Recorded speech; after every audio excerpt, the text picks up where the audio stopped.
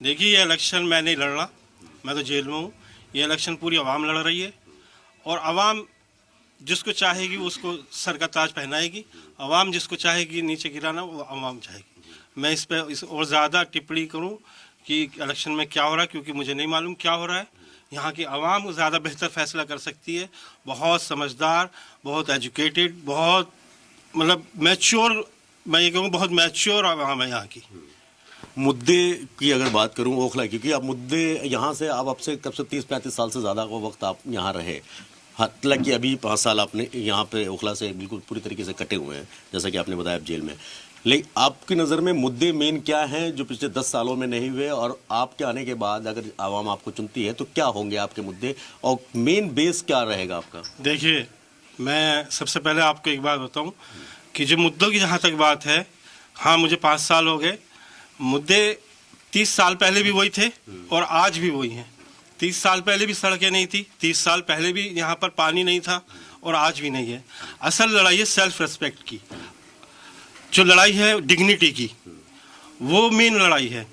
लड़ाई ये है कि इश्यूज पे, जब हम इश्यूज पे बात करते हैं तो जो हमारी जो सो कॉल्ड सेकुलर पार्टीज हैं वो इश्यूज से हटकर एक चीज पे डर पैदा करती है कि बीजेपी जीत जाएगी। आखिर वो क्यों डर पैदा करती है? जो हमारे मेन इश्यूज हैं उनसे क्यों भटका देती है हमें? सवाल एक बड़ा ये है कि हमारे जो इशू हैं, जो हमारे तालीम का इशू है, हमारे मेडिकल का इशू है, हमारे और दूसरे बहुत बड़े बड़े इशू हैं, रोजगार का इशू है, उनसे भटकाकर एक मुद्दा सामने आ जाता है कि बीजेपी जीत जाएगी। आखिर बीजेपी को हराने के लिए कि सिर्फ हम जिम्मेदार थोड़ी हैं, यहाँ के पूरे हिंदुस्तान की आवाम जिम्मेदार है, यहाँ की दिल्ली की आवाम जिम्मेदार है। हम अकेले जिम्मेदार नहीं है इसके कि हम बीजेपी को हम हराएं या जिताएं, सारे लोग जिम्मेदार हैं। तो मेरा आवाम से यही इल्तिजा है कि ये ना सोचे कि हमें बीजेपी को हराना है।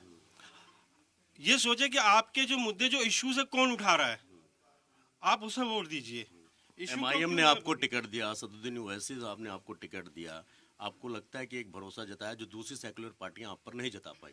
देखिए, उन्होंने हम पे भरोसा जताया, उनका बहुत बहुत शुक्रिया। उस पार्टी बहुत बहुत शुक्रिया एमएम का कि उन्होंने हम पे भरोसा जता के एक हमें टिकट दिया और यहाँ लड़ने की, आइन के मुताबिक लड़ने की हमें इजाज़त दी।